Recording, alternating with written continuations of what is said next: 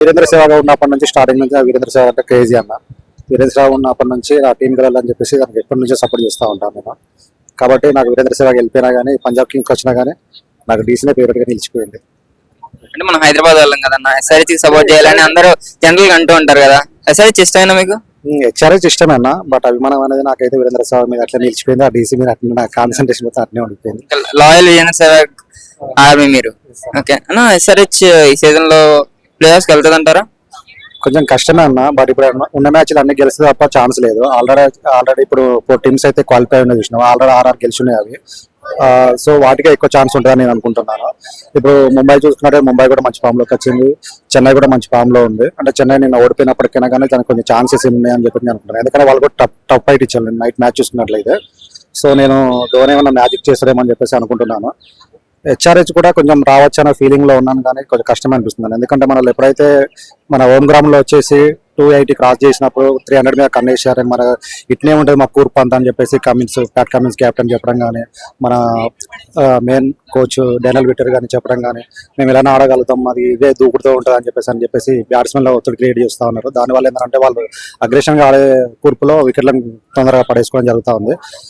280 కొట్టడం అలా ఉంచితే అసలు మ్యాచ్ విన్నింగ్ స్కోర్ కూడా చేయలేకపోతా ఉన్నారు, వికెట్లు అదుపు చేసుకోలేకపోతా ఉన్నారు. దానివల్ల మనకు కొంచెం ఈ సంవత్సరం అనేది టఫ్ గా మిగిలిపోయింది అన్న.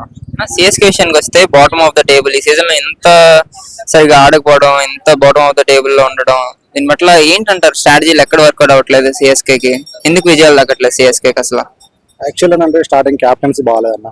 ఫస్ట్ ఆఫ్ ఆల్ మన అంటే ఇప్పుడు రుతురాజ్ గైక్వాడ్ క్యాప్టెన్సీ ఇచ్చినప్పటికైనా కానీ బ్యాక్ నుంచి టీమ్ మేనేజ్మెంట్ అనేది ధోని మీద ఎక్కువ డిపెండ్ అయిపోతా ఉంది. ధోని ఏం చేస్తున్నాడంటే బ్యాక్ ఎండ్ లో కూర్చొని ఆయన నైన్ డౌన్లో బ్యాటింగ్ రావడము ఇదంతా చేస్తా ఉన్నారు. బట్ ఏంటంటే వాళ్ళు ఏంటంటే ఆయనను మెయిన్ గా చూపించి వీళ్ళను అట్లా తెర ముందు వీళ్ళను తెర వెనకాల ఉంచడం వల్ల వాళ్ళు ఏంటంటే, నా పర్సనల్ ఫీలింగ్ ఇది, దీనికి కారణము ధోని అని అనుకుంటున్నాను నేను. ధోని తప్పుకొని యంగర్స్ కొంచెం ఛాన్స్ ఇచ్చి వాళ్ళని వెనక నుంచి మెంటర్ లాగా ప్రోత్సహిస్తే బాగుంటుంది అని చెప్పి నేను అనుకుంటున్నాను. ఎందుకంటే ఏజ్ ఆల్రెడీ అయిపోయింది. ఇప్పుడు ధోని గారు రిటైర్డ్ అయిపోతే టీం అంత ఫ్యాన్ బేస్ ఉండదంటారా?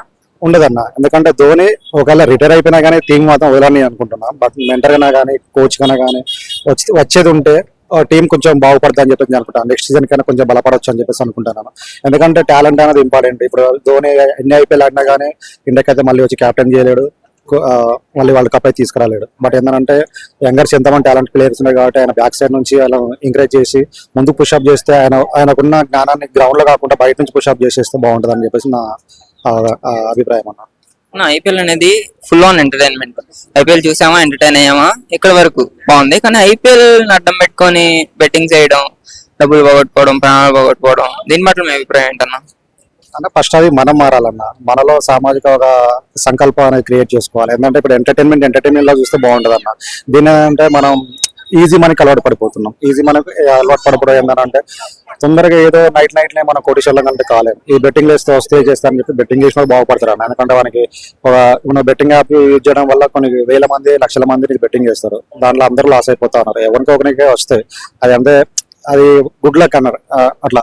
దానివల్ల మనలో మనకు స్పిరిట్ లేక మనం ఏదో అన్ని వింటాం, తెల్లలేత న్యూస్ చూస్తాం, సోషల్ మీడియా ఫాలో అవుతాం, అన్ని విధాలా తెలుసుకుంటాం. బట్ ఏంటంటే అట్రాక్షన్ లోన్ అయిపోయి ఆటోమేటిక్ మనం, ఎందుకంటే మనం ఏమనుకుంటాం అంటే ఓవర్ కాన్ఫిడెన్స్ లోన్ అయిపోతాం. ఎందుకంటే మనం ఐపీఎల్ చూస్తున్నాం, ఈ టీం బాగా ఆడుతుంది, ఈ ప్లేయర్ నాకు తెలుసు, ఇవాళ సెంచరీ చేసిన రేపు కూడా సెంచరీ చేస్తున్న బ్రాహ్మణ్. ఇది క్రికెట్ అన్న ఏంటంటే ఒక గేమ్ అంటే ఏంటంటే సెంచరీ చేసిన బ్యాట్స్మెన్ ఒక బాల్ కూడా ఫస్ట్ అవుట్. అన్ప్రెడిక్టబుల్ గేమ్స్ ఏమైనా ఉంటే దానిలో ఫస్ట్ ప్లేయర్ క్రికెట్ ఉంటుంది, ఎవరు ప్రిడిక్ట్ చేయలేరు క్రికెట్. అది దాన్ని మనం అవగాహించుకొని కొంచెం మన పరిస్థితి ఏంది, మన బ్యాక్గ్రౌండ్ ఏంది, దాన్ని అదుపులో ఉంచుకొని మనం నాకు తెలిసినంత వరకు ఒక 1 మంత్ శాలరీ కోసం, మనం 1 మంత్ శాలరీ ఒక 10,000 కోసం 1 మంత్ 30 days మనకు ఒక సాకిరీ చేయాలి. అక్కడ ఒక సాకిరీ చేసి మనం ఏం చేస్తున్నాం అంటే బెట్టింగ్లు ఎట్లా వేస్తే మా ఫ్రెండ్ కింద వచ్చేసింది రాది అని చెప్పేసి మనం ఇది ఒక వైరల్ అంటే మనలో మనకు ఫ్రెండ్ సర్కిల్లో మాట్లాడుకునే వాయిస్ అంతా బయటకు వచ్చేసి దాన్ని మొత్తం మనకు తెలియకుండా మన చేతిలో పైసలు ఉన్నా కానీ మనకు ఒక ఉలలేపినట్టు అయిపోతా ఉంటుంది. ఉలవేసి ఏంటంటే మనం కూడా బెట్టింగ్ చేసి లాస్ అయిపోతాం. మళ్ళీ 30 days మళ్ళీ కష్టాలు 10,000 కోసం. ఇక్కడ బ్యాక్గ్రౌండ్ మొత్తం మనకు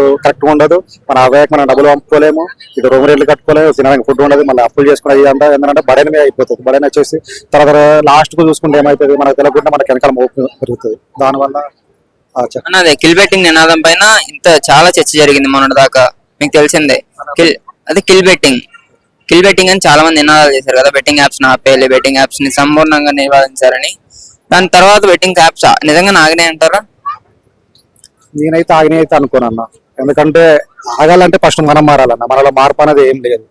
ఇప్పుడు ఇదేమో ఫ్యాషన్ అయిపోయిందన్న. సోషల్ మీడియా అడ్డు పెట్టుకుని ఏమైనా అంటే ఫ్యామిలీ ముందు తీసుకొచ్చి నేను బెట్టింగ్ యాప్స్ యూజ్ చేశాను ఫ్రెండ్, నేను బెట్టింగ్ యాప్ లక్షలు నష్టపోయాను, నా ఫ్యామిలీకి రోడ్డు మీకు వచ్చేసింది అని చెప్పేసి ఇలా మీడియాని అడ్డు పెట్టుకుని చాలా మంది చాలా విధాలుగా దిగజారిపోతా ఉన్నారు. దీని ఏంటంటే వీళ్ళకి ఏదో క్రేజ్ వచ్చింది, వాళ్ళే బాగుపడిన తర్వాత నెక్స్ట్ మరుసటి రోజు అవపడకపోయేసరికి వీళ్ళు ఏం చేస్తున్నారంటే దీన్నే ఫాలో అయిపోయి దీన్ని ఇన్స్టాగ్రామ్ పోస్ట్ చేసుకోవడం, నేను లైవ్ లో షూట్ చేసుకుంటాను, లైవ్ లో సూసైడ్ చేసుకున్నది అని చెప్పేసి ఇవన్నీ జరుగుతూ ఉన్నాయి.